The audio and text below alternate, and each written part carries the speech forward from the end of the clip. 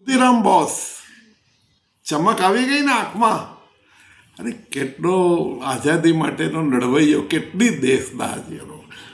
Bomb એણે નાખી દીધો અને એના માટે એને ફાંસીની સજા થવાની હતી. ભારત દેશનો એક પણ વકીલ એનો કેસ લડવા તૈયાર ન હતો.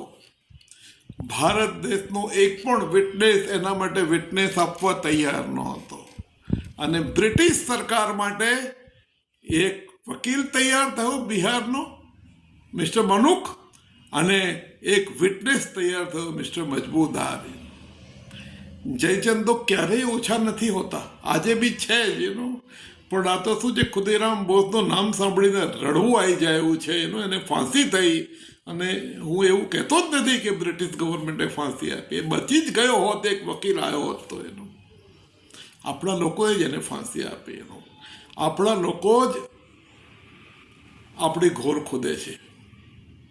અને we are very unfortunate as a community એનું. આપણે એકબીજાને સપોર્ટ નથી કરતા ને આપણે ઘોર ખોદીએ છીએ. નહીં તો આઝાદી આટલી બધી ડીલે થઈ જ ના હોત એનું. ઇવન 1857નો બળવો થયો ત્યારે આ પંજાબીઓને શીખો પર અત્યાચાર કરનાર કોણ હતા? બધા ઇન્ડિયન્સ જ હતા ને. આટલી બધી ગોળીઓ કોણે ચલાવી? સૈનિકો બધા ભારતીયો હતા. અને જનરલ ડાયરને ત્યાં જ ગોળીઓથી મારવાની હિંમત કેમ ના કરી કોઈએ?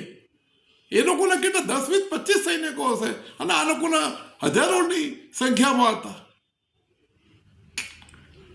ભારત દેશ ગુલામ રહ્યો છે. We deserved it. We deserved it. આપણી પાસે બહુ જ જયચંદો હતા, આજની તારીખે બી છે એનું. એ કમનસીબ છે. આભાર. Thank you so much.